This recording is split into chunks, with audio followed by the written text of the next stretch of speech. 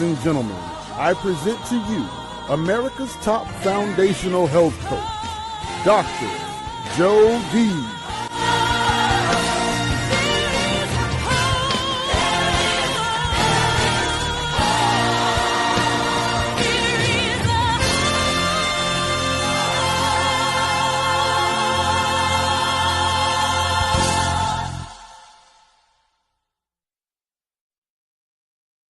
Hey there, I'm Dr. Jody Bear, your foundational health coach, known for all these 4 decades as America's top foundational health coach. I didn't give that name to me, it was given to me.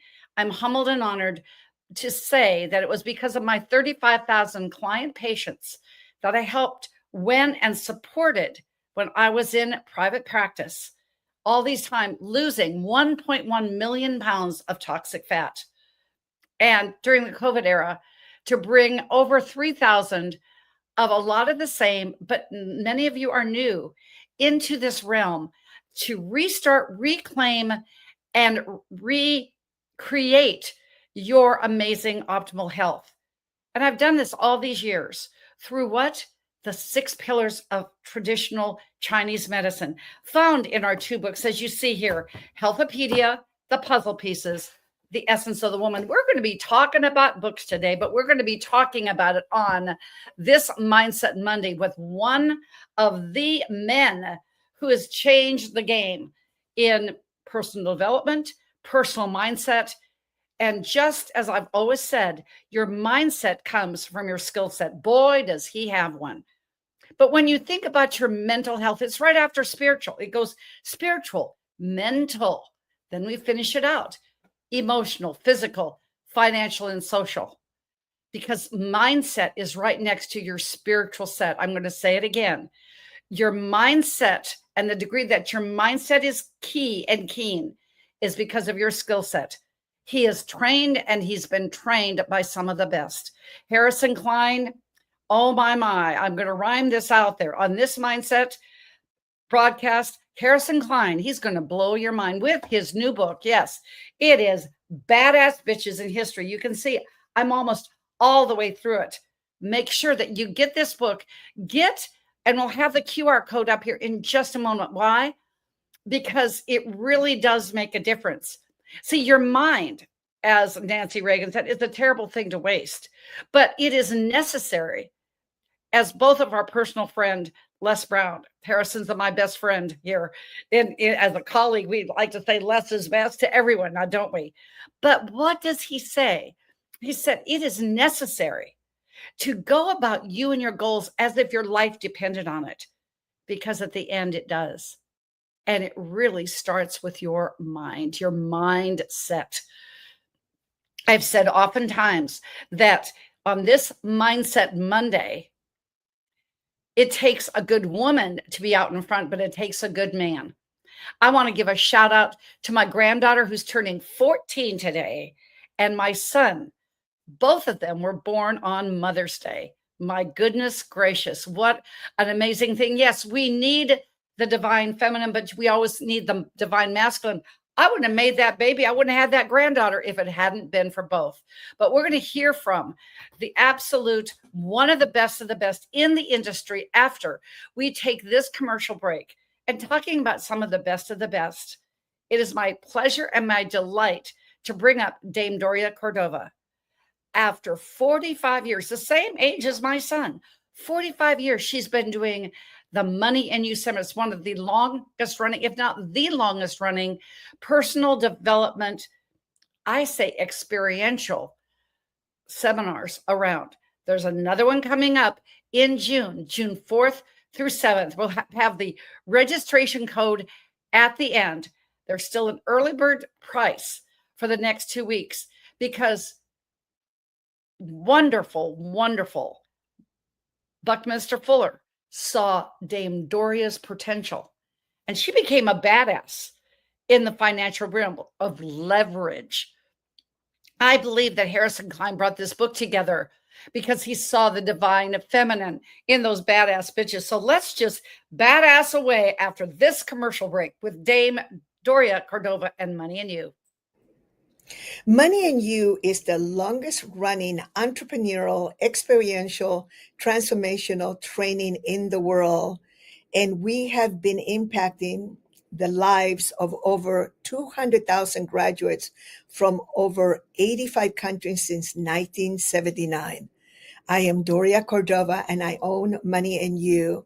And I would like to invite you to join us to the next program where you will have an opportunity to be with a group of people that will all be immersed in experiential games where you have an opportunity to clear any blocks that you may have to really creating wealth and doing good.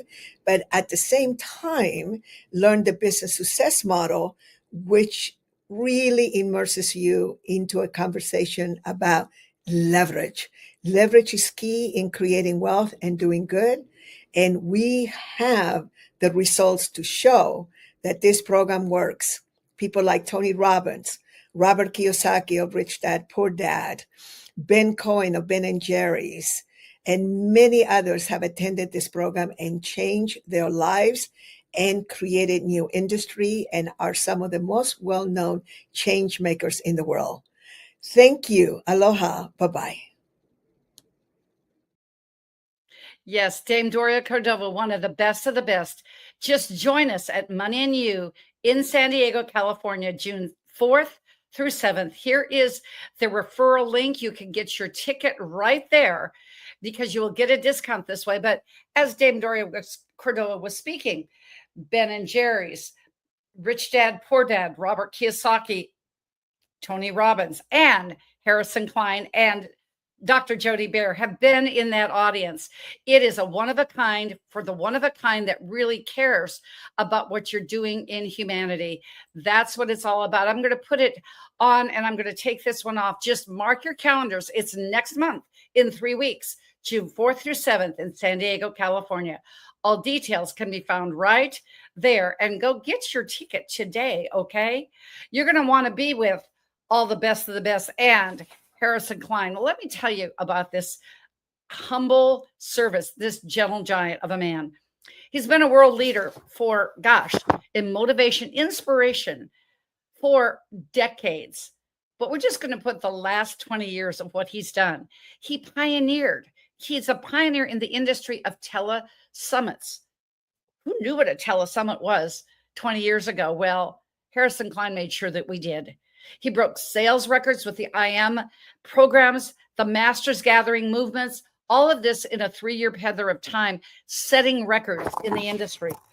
In 2011, he founded the Evolutionary Business Council. Every time I'm with him, I feel like I evolve. So obviously, he had to be the founder. He's got an international world united organization that boasts of 10 million people, not one or two, 10 million. And appears in 110 countries. There must be just 111. He's got one that's missing, but not many. He's appeared in multiple documentary films. One is coming out very, very soon that I have the honor and privilege. Both my co-founder, Dr. Jim Marinakis, and myself will be in The Frequency of Miracles. And Harrison and his beautiful wife, Marbeth Dunn, will be in there as well. I've just got to throw in one thing. Marbeth, in the emotional pillar, is a beautiful author in our Essence of a Woman book. And he encouraged her to be in that part of authoring in our anthology. That's a true man. Now, he is also part, and we share this, of the Edgar Cayce Foundation, sitting on the board. I missed you, Harrison, by 3 years. Isn't that interesting? He has written 8 books. That's an evolutionary motivational number in of itself. Is the owner member of Heroes Studios, his own movie studio. He doesn't make movies. He has his own movie studio, filmmaking organization, and they showcase champions in all walks of life. He is a champion in every walk of life. And as a filmmaker, Harrison also has worked relentlessly to improve the education for children. As our mentor and our friend and colleague Les Brown says, children, they're 60% of our population and 100% of our future. This is Harrison and Marbeth's legacy piece. And he's been doing this since 1977, founding the Excelsior Education Academy. I'm just going to go the EEA way. Let's say yay for Harrison Klein. I am so honored and privileged, Harrison, to have you on a Mindset Monday. Welcome. Thank you, Jody. It's been an honor and a privilege and a pleasure to connect with you, to become part of the same film process, become part of the same book process. It's amazing what we're doing on this planet, and it's amazing that we have a circle of very many of the same people who have, made a dent in the universe in the right way. So, most people have a difficulty in just getting enough information. We have enough difficulty in spewing out enough information, getting the information out there to as many as possible. So, all this Mother's Day thing coming up, that was my mother's birthday, was May 18th. So we're all Wow. in the right place. So very good. Yes. The mother in me, my first Mother's Day being in labor, it wasn't exactly a one that I had planned on, but it was a memorable one for sure. So Harrison, I love that. The first thing that I remembered when I met you and Marbeth at Tony and Christina Doty's house, greatest meatballs on planet Earth. It's just, it's a good thing to come a part of our tribe just to have her meatballs. I'm telling you. So what you had said about, it's all about a hero's journey. It was just so apparent that those just weren't, vacuous words, that you've lived it. And before we get into your book, because we're going to spend most of the time with this bitch of a book, it's that good. Okay. And I'd like to just talk about your hero's journey and what brought you to this time to do this kind of pioneering things within your last 20 years. Please share.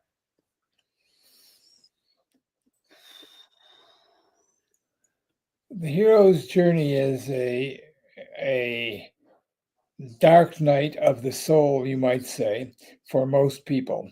And what happens is that it follows a particular kind of sequence. And when people are dissatisfied with their current environment, that's when they begin to work internally to find answers to their dissatisfaction, and then who they really are, the version of themselves that is the highest kind of projection of what they can add to the world. So my hero's journey started in the same way that all heroes' journey starts, and that there's a dissatisfaction with my environment.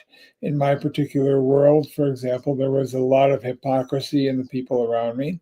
There was a lot of anger. There was a lot of, sort of violence. And I did not want to be part of that world. So I rejected it very easily. So the hero's journey follows a particular kind of sequence. And the very first thing that it is the lead in all the literature that display hero's journey is the leaving of home. So in my case, it was also the leaving of home. So you're dissatisfied with you don't have to leave home, but you're dissatisfied with the environment you're in.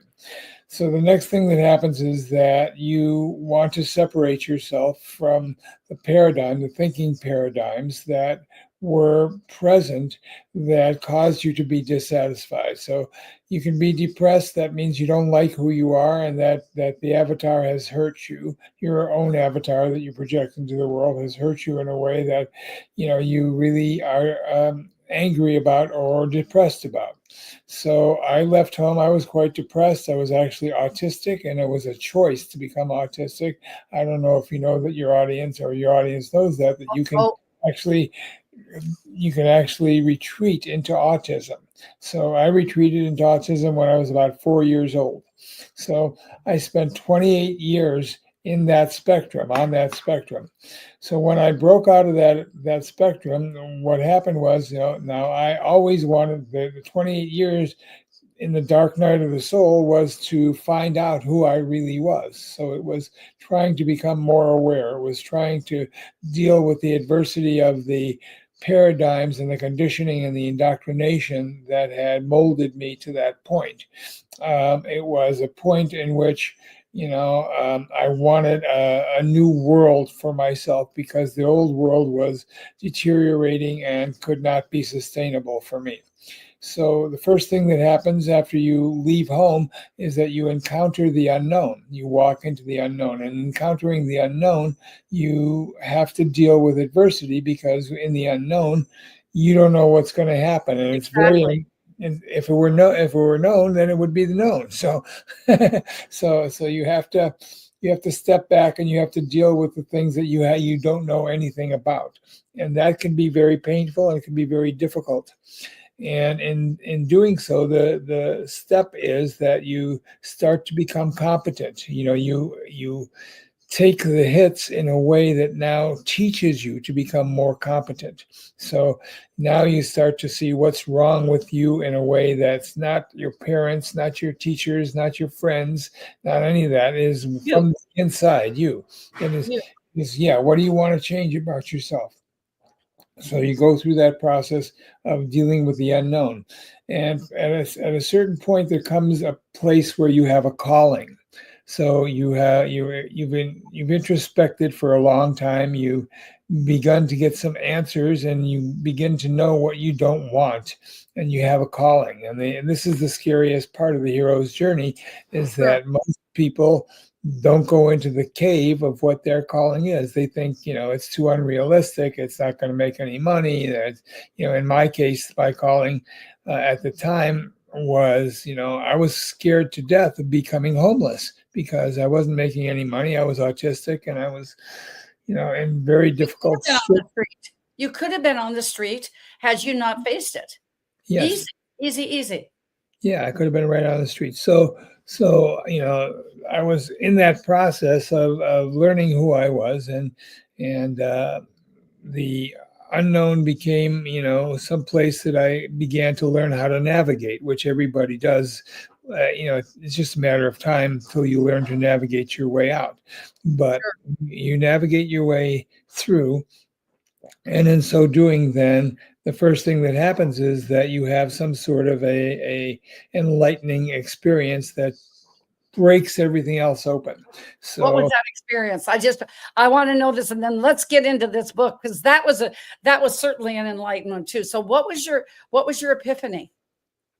Well, I was autistic for 28 years. I was on the spectrum. And in one particular evening, let me backtrack for a second. I was sort of an artist at that time. I was going to art school, and I was already an English teacher, and I was already a high school teacher at that particular point, but I couldn't really make any heads or tails of what I was doing. It was just sort of rote. Everything was just sort of rote. But I was sitting in my in an overstuffed chair at 3:00 in the morning in Cleveland, Ohio, and without any kind of warning, my consciousness was yanked out of my body, and suddenly I found myself flying through the universe at the speed of light. There were colors coming at me, patterns coming at me, wow, dust coming at me. I was watching planets birth and die. I was watching galaxies spin. I was hearing strangest, unearthly music in my head, and I was moving so quickly. I was moving past and through galaxies and planets and all kinds of things like that. And I had no idea, but I'm hearing this incredibly unearthly music in the background. I've never heard anything like it before or since. And I was in that for, who knows, could have been 2 minutes, could have been 2 weeks, could have been 2 days. I had no sense of time. But when I was deposited back in my body, I was healed. I mean, I had no more autism. I had no more any kind of spontaneous healing. It's what the Japanese call a satori. yes. A satori means sudden enlightenment. So it was very acquainted with that. Very acquainted with that. And when that happens, you're never the same. Never the same. You couldn't be. There's no because it wipes out all the negative shit inside of you. So sorry, my French. So it's a good health word, Harrison. We're on Healthopedia 365. It's a great health word. Okay, so it wipes all that stuff out, and suddenly you're virtuous. The first voice that came to me, which was an internal voice and a connection with celestial experience and interdimensional everything. The first voice that came to me, said, "Tell no one of this experience. This is a secret. So you're just to live your life from this point on." And I didn't tell anyone for over 10 years. I'm glad you did, though, because this is really cool. This is Healthopedia 365. Okay, go. Okay, so I didn't tell anyone about this experience for about 10 years. So, and then, many years later, I got together with astronaut Edgar Mitchell, the sixth man to walk on the moon. And there's only been 12 that have done that. So he had a similar enlightenment experience. Wow. When he was traveling back from the moon to the Earth. He was looking through the window of the space capsule, and he saw the sun, the Earth, and the moon triangulate within the window, and it threw him into a massive transformation.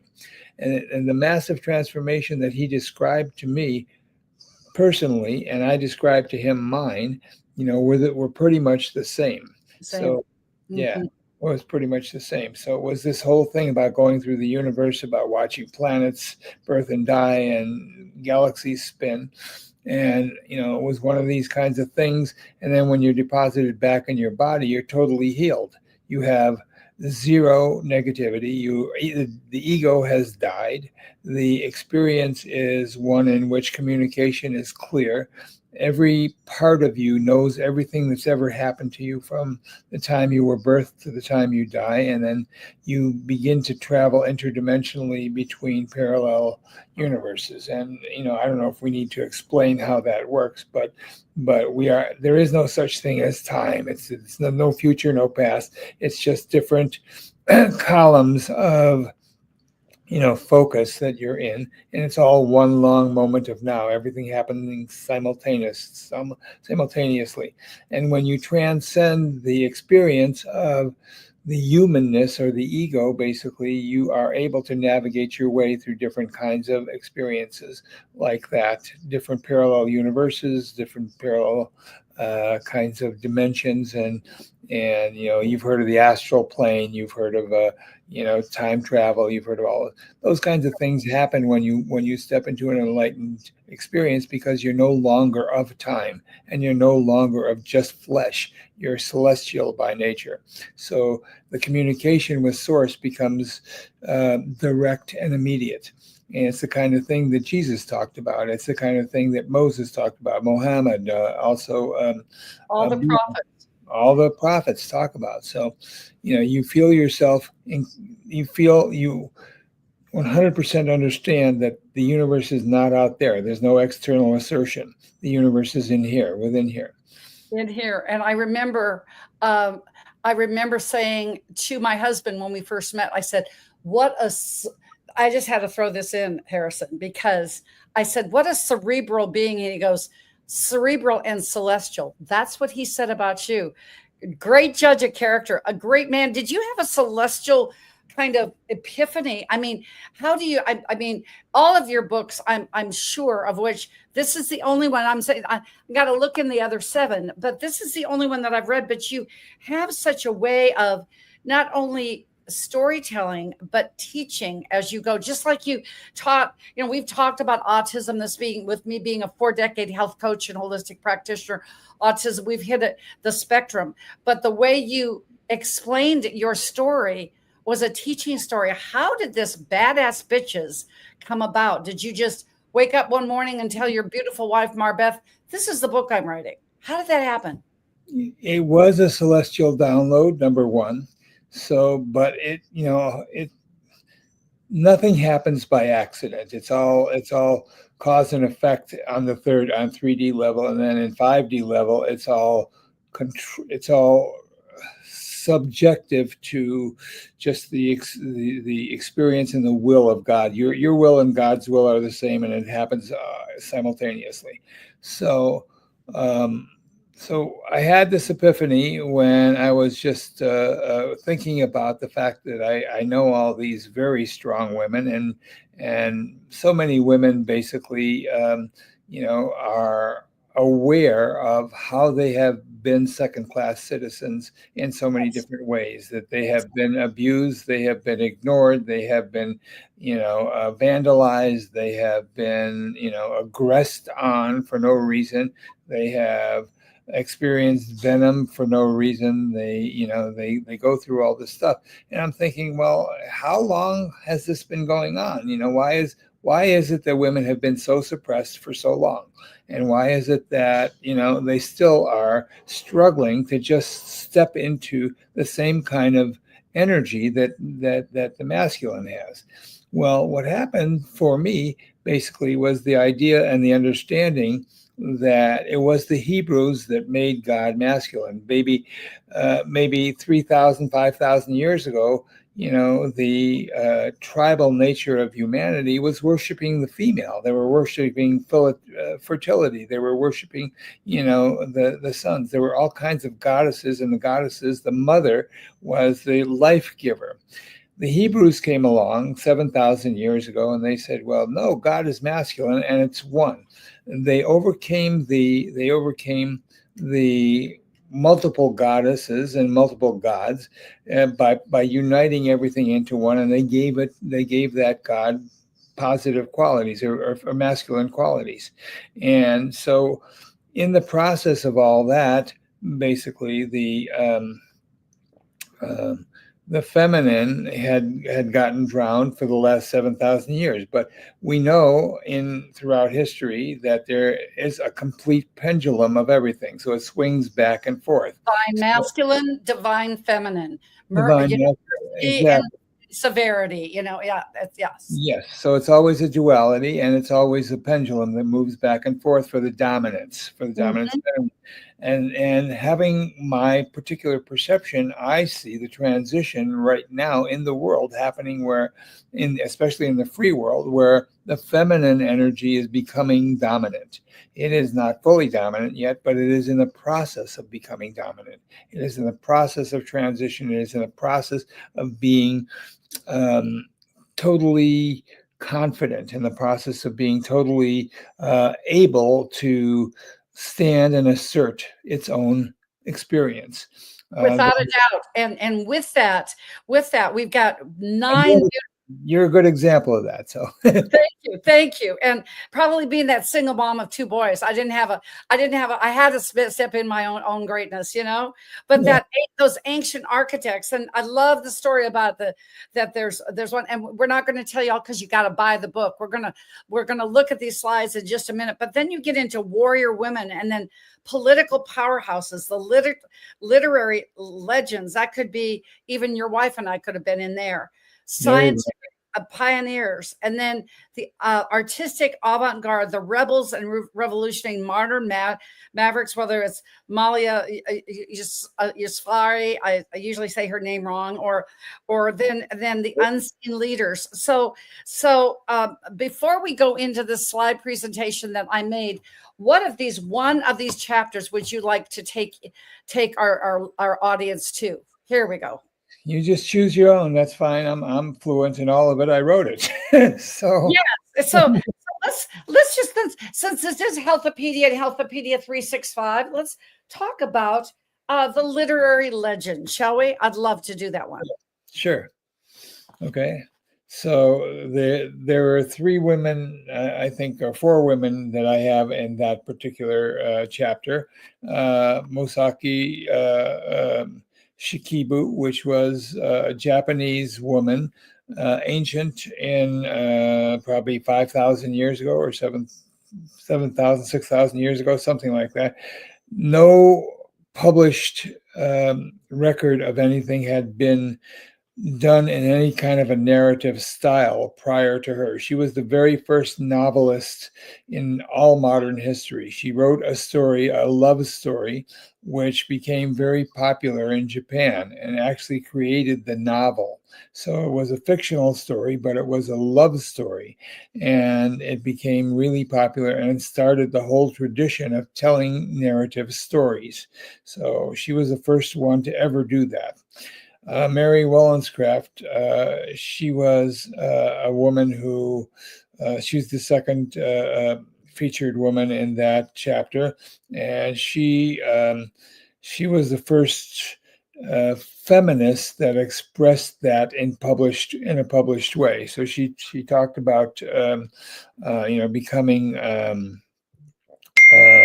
the rights of women, the strengths of women, the dynamics of women, and no one prior to that had dared to do that because women were, kind of really oppressed and put down. Yes, exactly. It was like a like this, not even this. That's right. So so she was in that situation. Then Jane Austen, the author, which many people are aware of, that she wrote like Little Women and stuff like that. She wrote the dynamics between sisters and how sisters bolster each other up and how they become strong women in a literary world that is not that was not conducive to accepting them in a way that was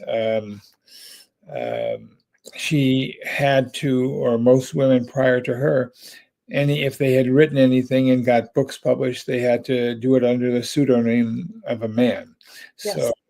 So she was the first one to do that. Then Louisa May Alcott, who did. I think she was a poet, if I remember correctly. So this has been a year since I've written this book. So I think she was a poet, and she had a voice of the way women feel, that in their whole lives, that have been uncelebrated for all the good things that they have done. And she expressed that, and it became a sensation, made a wave of a movement through that world. And then the fifth woman in that chapter, George Sand, was, a trailblazing novelist. She actually that was a she, but she had to go by George Sand. Had to go by George Sand. So she was actually a lover of Chopin for the music people. So she was a lover of Chopin, and she was a woman who wore pants, just like several other women prior to her. There were, that were rulers of countries, actually had to portray themselves as males, because the male authority or powers that be would not accept them in a normal kind of way. So not just who they are, but they had to wear clothing, they had to appear as men, they had to be, different. And there's a lot of movies that have been done around that kind of a thing, where women were unsafe to travel in that world. The women had to dress up as men, and and that's the only way they kind of were able to go from place to place. Just like the Egyptian woman that read a beard and this. I'm so glad that I can come on to this program, and as your host, ladies and gentlemen, and say, I've got a dress on, and it was a woman. You talk about the sisterhood, Harrison. The first thing at the outset, when I went into corporate America, I was on the medical advisory board for Mary Kay.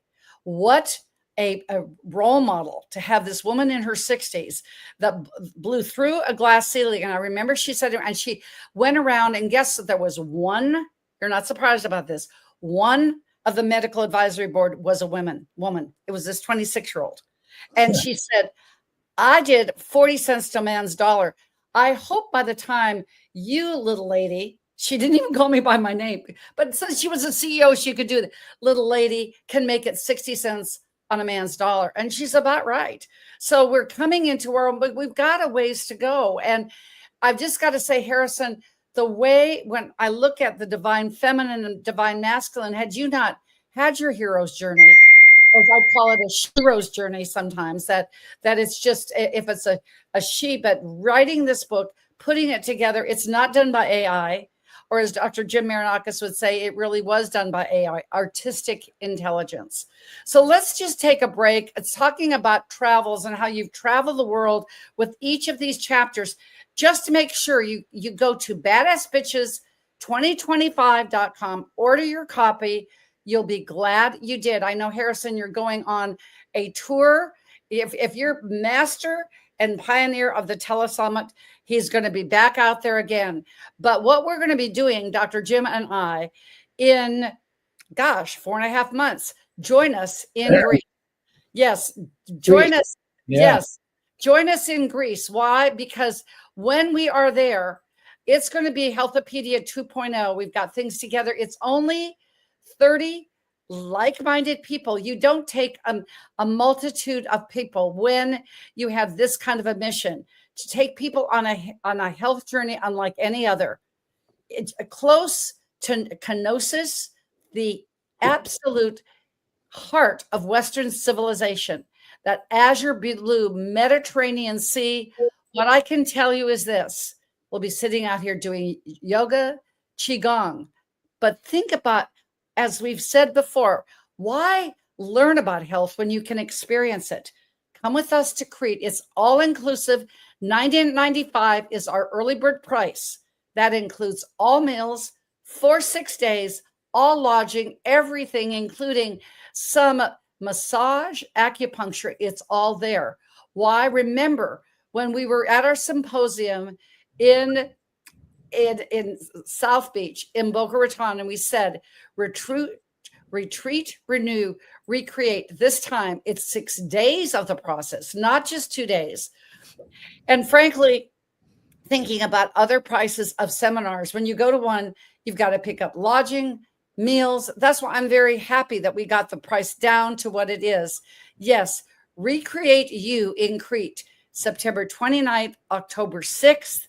I can tell you it will be like anything of a lifetime, because when you step into you, just like you were talking about your celestial process that recreated you, when you step into those moments of your life, you will never forget it. Think about coming home and being able to have the life skills, ladies and gentlemen, that you'll be able to do what you want to do, that purpose, that passion, just exactly how you were destined to do. Just like Harrison talked about. I wasn't necessarily going to do this, and we're going to go a little longer just because I want to, and it's my show and my channel, Harrison.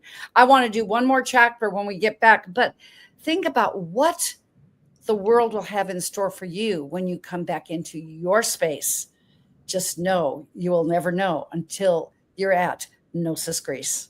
So Harrison, let's go ahead and just talk about, I love the fact that you joined yourself with two amazing women that were promoting. I was honored to be a part of your launch, Amazon bestseller everywhere, Amazon everything everywhere, which is not an easy process to do when you are a solo book writer. But you had Olivia Whiteman with you. I know you had Giovanna Garcia Pons with me. Let's just talk about, when I think about those two, they really are the modern day mavericks. Let's delve in, since it's 8 books, chapter 8 a bit, shall we?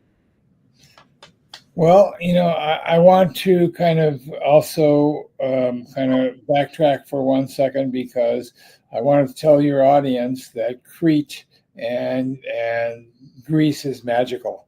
There's nothing like it. It is a super endowed or immersion experience to be in that environment. It's it's blazing white and clear blue.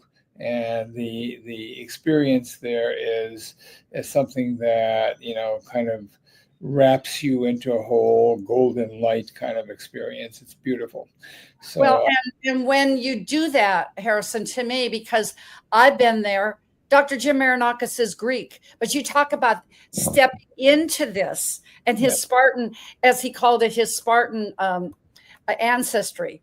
But what I can say is this: when we were in Boca Raton, and Jamie Kerr, who Jamie, you met him over in Cannes, two big film guys, and he wanted to come to Boca, but he could not because his mother-in-law was sick. That's that mercy part of being that husband to his new wife, Jennifer.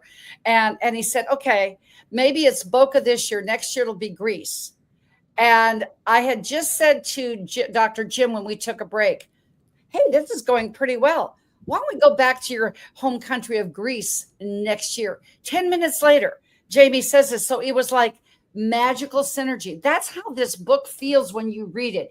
It's magical synergy. So let's talk about these mavericks for the next few minutes before we wrap it up with My Big Bear and our UN Foundation. Malia, Greta, Amika, George.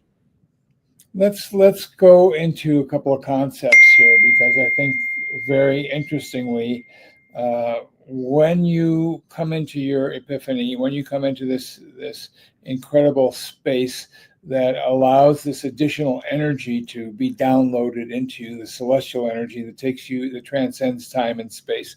When you step into that, what happens is you receive the elixir of, human transformation, and also the ability to help other people transform. So these women, these modern mavericks, they're all about creating a movement. They're all about creating the movement of what is possible for a modern day woman. And the TV and the movies and the literature at this particular point in time are all about women becoming strong. They're martial artists. They are corporate executives. They are ranchers and all the different scientists and things like that. So women are coming into the acknowledgement of their own. They've always been there, but they haven't been acknowledged in the same way. And so what these modern day mavericks have done also is that they've created and they've honed an elixir. That elixir is to be who you are as a woman.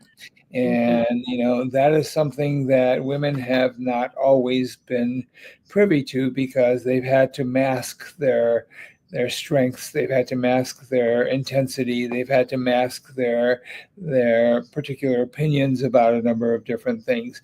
And it takes a fight, and it's taken a fight in order to make something happen in this way. So, the change makers are the ones who deal with assumptions that are traditional, and they challenge the assumptions. That's how genius is created, the challenging of assumptions. So when things are traditional and go in a certain direction, the ones who change the game are the ones who have challenged the basic assumptions upon which all things are built. And everything has a root cause. It doesn't matter what it is, but it has a root cause. And that root cause is what determines all the paradigms up through your hierarchy of values. So without that root cause, you are open to reality, but the paradigm is always got to be from the root cause. And so when you discover what the root cause is, like these women have all discovered what their root cause was, so that they could, in point of fact, stand up against the forces that have tried to put them down, the forces that have belittled them, the forces that have suppressed them, the forces that try to unacknowledge their work, no matter what it happens to be, and so on and so forth. And that's what this is about. This is a situation in which the intensity of a woman can be expressed without the fear of having to deal with it, because every time you break a glass ceiling, the next person can come up into that glass ceiling, can go through that process. You just make sure that when Mary Kay said that to me, I remember saying, in all due respect, Mrs. Ash, if you're breaking the glass ceiling for us, please wear one of your beautiful hats. and she loved my sense of humor, and we were fast friends for the next 20 years. And so I'm grateful for that's happening. This is kind of this legacy project. It's not kind of.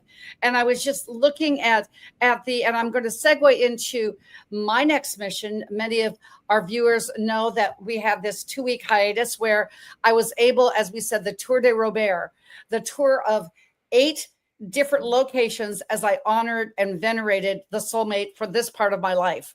And now we're coming into the next season. Check in with us this coming Thursday. Our program is going to be with 4 men and 1 lady, kind of like this happens, but it's 4 and 2, because Dr. Elena Hans, Dr. Sunil Sharma, Dr. Bola Agazmani, and S.G. Osine, all ambassadors of peace that were confirmed with my husband, Dr. Robert H. Bear, in February. You know, we're going in this, and they have all willingly, see, that's what men do, Harrison. They willingly come in when they're in their power. They willingly step in to helping a woman because they know that they're going to be a whole lot better off, not only in the bedroom, but the boardroom. And these men stepped in and said to me in March, when I'm sitting here on a pair of crutches going into the women's International Women's Week and month at the UN, and they said, we would love to help you with your husband's foundation. So let's take a moment. I'm going to throw this on. Do look at the dates, which are September 20th and 22nd, where we'll confirm the one and only Dr. Robert H. Bear. Let's take a look, take a feel, take a listen.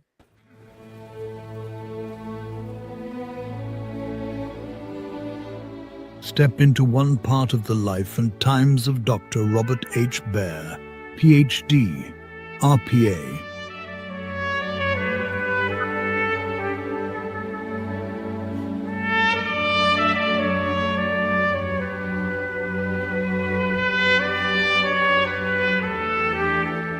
Military hero and decorated Vietnam veteran.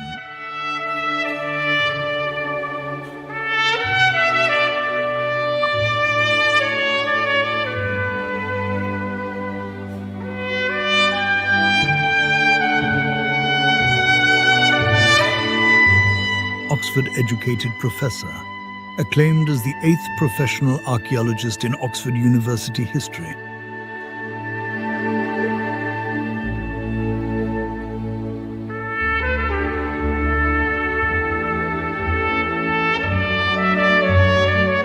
Preservationist and activist, creation of Miami Circle, a national historical register for the Seminole Indian tribe.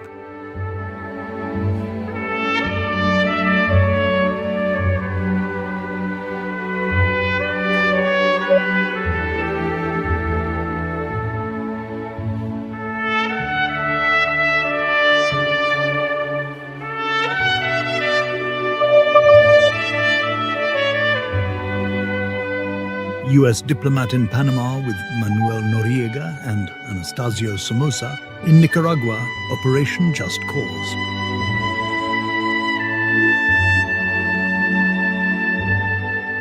Envoy for the Department of Defense, Afghanistan and Pakistan. Anthropologist in acculturation for over 1,500 Afghani and Pakistani warring tribes through peaceful psychological methods.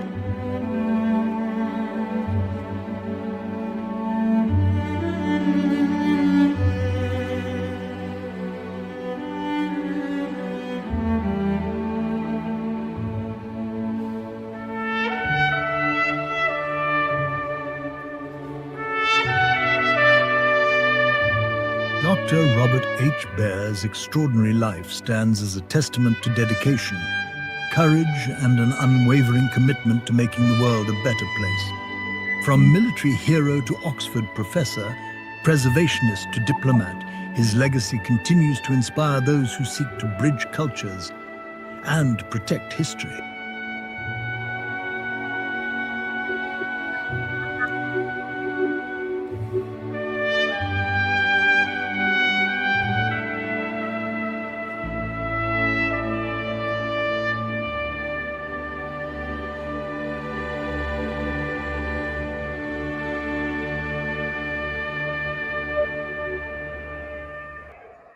I guess, Harrison, you were supposed to hear the unedited version. We have a 2-minuter as well, but thank you for indulging me. And here is the QR code. You can go to roberthbear.com.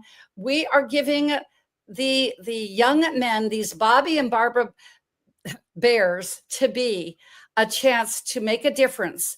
This is our legacy project. This is exactly what you're doing, taking this from the, as I would say, the Hebrew, Egyptian concept to the mavericks of today. And frankly, join us. Mark your calendars for this date, September 20th to 22nd is when the joint session, which we will be confirming the conferment of the Foundation for the UN, the Robert H. Baer Memorial Scholarship Fund. Thank you, Harrison, for just indulging me with this. But let's just I'm going to do one thing about this badass book, because this is exactly what you think about. I brought up my Kabbalah tree of life here, and you think about the crown, which we are together, understanding and wisdom, severity and mercy. We need all of this. And the beauty of us coming together gives us the crown. You are absolutely impeccably honoring your badass bitch of a wife. And so did Robert H. Baer with me, for sure. You know what he said, Harrison? Wherever he would be, I would be speaking out front. And he said, being an archaeologist, he goes, I bet you think this is the most valuable thing in this room. It's an 8 real coin from a 1659 ship. He goes, no, you just heard from it up there. I'm just her athletic supporter. This is what you did in this book, being the support not only of the beautiful Marbeth, but I love what you said in here. Take up the challenge. You are supporting women throughout this book. Take up the challenge. The world needs you. Shine your light. But guess what? These women in this book can shine their light because you did. What is the last piece of wisdom? And frankly, I should have known we could be finished, but we could never be through, because before I go into this, I love what Princess Ogalana said. She is the person, the beautiful ambassador from Nigeria in our Essence of a Woman book, where she said, a woman is just not the whispers of her soul, but the elegant grace that echoes through eternity. You shone this light with these women so they could echo through eternity. So what is your last piece of wisdom? And I'm so glad that you were our guest here on our Mindset Monday. I'm so glad that you can go ahead and go to support at badassbitchesinc.com if you want to figure out how to be in support of this badass man that supports women everywhere. That's just what you do. And frankly, you can get your book at badassbitches2025.com. Harrison, the last couple of minutes is yours. You know, there is a experience that we have as human beings called enlightenment, when we transcend into the next level of humanness without the ego, with the death of the ego. And the thing that I want to tell all audiences is that no one becomes enlightened for themselves. They become enlightened for everybody else. So it is the hero's journey. The final step of the hero's journey is to pass the torch on to others, and to pass the elixir of fountain of youth, of pure self, cosmic self, pure energy self onto other people. And that is the breaking of the glass ceiling. That's the breaking of all things. So this is a historical record, a series of some of the women who have defied the odds, who have defied the experience, have gone through their hero's journey, the darkness of the soul, the badass experiences, and become the other side of that situation, which is always enlightenment, which is always giving, which is always, a boon to the whole humanity, because in truth, we are all of humanity, male, female, and everything else. Because it's that elegant grace that echoes through eternity. Harrison, your words will resound on Mindset Monday as just a stellar guest. I knew that when I wanted to support you in this book. I said, what can I do? Well, I can just do what I can do. That's what you will want to do. Late Mother's Day gift. Go to badassbitches2025.com. Get the book. Go to Amazon. #1 bestseller everywhere on some very tough categories, because it truly was artistic intelligence. It truly was that you embodied my quote from our Essence of a Woman book, when I said, immerse yourself in the flow of who you are and how you are becoming. You are making a becoming and making this magnificent. Thank you. Thank you for coming on our show. Thank you for making this a marvelous Monday. And as we say, in each and every day. Make it a healthopedia kind of day. Why? Because you deserve it, and we deserve it together as the divine feminine and the divine masculine. Woman up.